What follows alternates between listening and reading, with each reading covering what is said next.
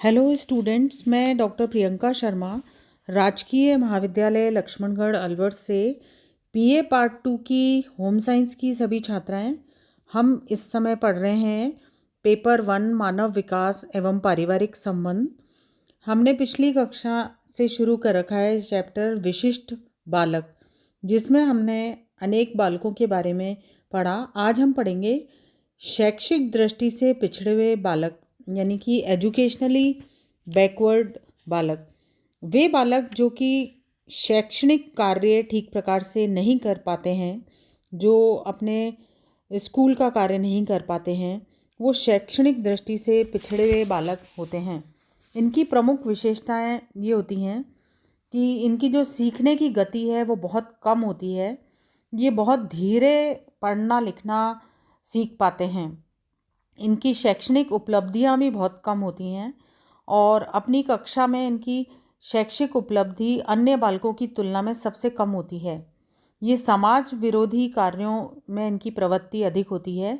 ये सही समय पर स्कूल का जो पाठ्यक्रम है उसको पूरा नहीं कर पाते हैं और हमेशा ये गलत कार्यों में संलग्न रहते हैं।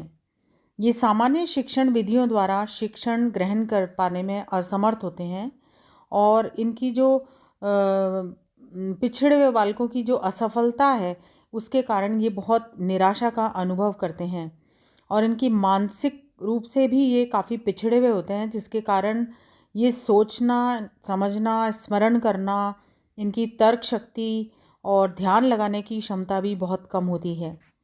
ये सामान्य कक्षा कार्य भी नहीं कर पाते हैं। इसके अनेक कारण होते हैं। जो इस तरह के जो बालक हैं ये ऐसे क्यों हो जाते हैं, इसके अनेक कारण हैं। सबसे पहला है स्वास्थ्य।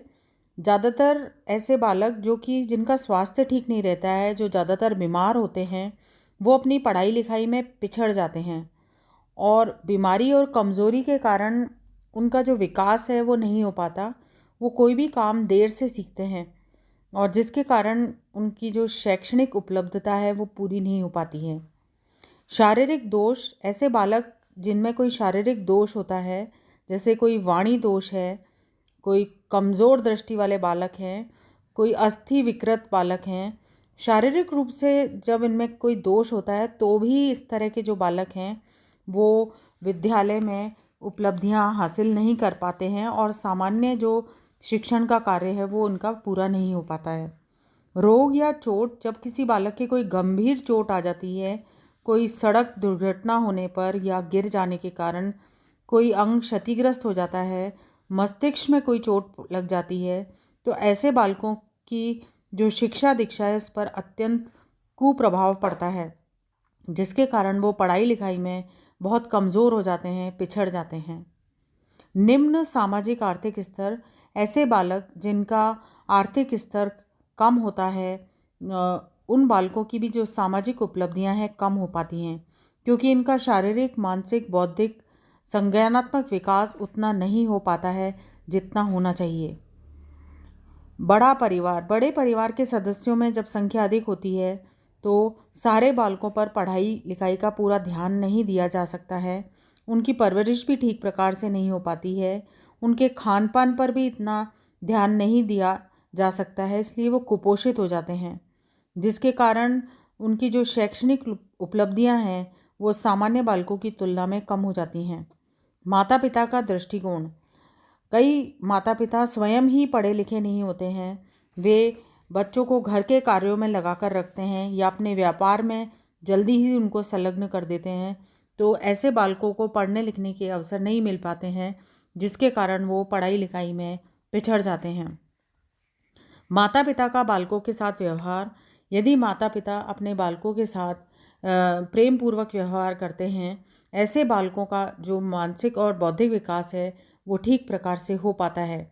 लेकिन ऐसे माता पिता जो अपने बच्चों के साथ में कठोरतापूर्ण व्यवहार करते हैं, ऐसे बालकों का जो विकास है वो ठीक प्रकार से नहीं हो पाता है।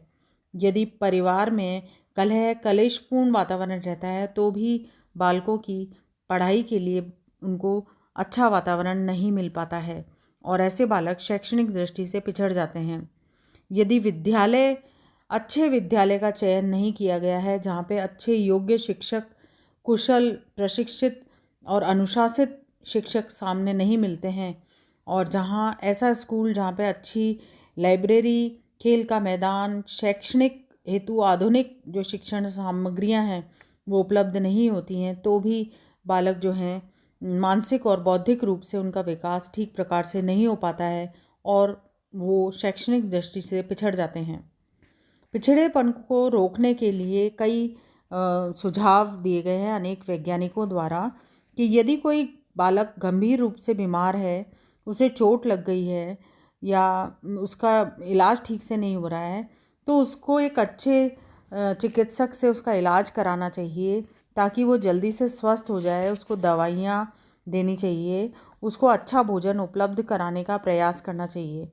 वे बालक जो आर्थिक और सामाजिक दृष्टि से कमज़ोर हैं, उनकी शिक्षा व्यवस्था निःशुल्क की जानी चाहिए। जो गरीब और पिछड़े तबके के बच्चे हैं, उन्हें संतुलित और पौष्टिक भोजन दिया जाना चाहिए। इसके लिए सरकार और समाजसेवी संस्थाओं को धन उपलब्ध कराना चाहिए। पिछड़े बालकों की पढ़ाई लिखाई में विशेष ध्यान दिया जाना चाहिए। इनका पाठ्यक्रम सामान्य बालकों से कुछ अलग होना चाहिए ताकि ये भी उसको पूरा कर सकें और उसमें उपलब्धि हासिल कर सकें।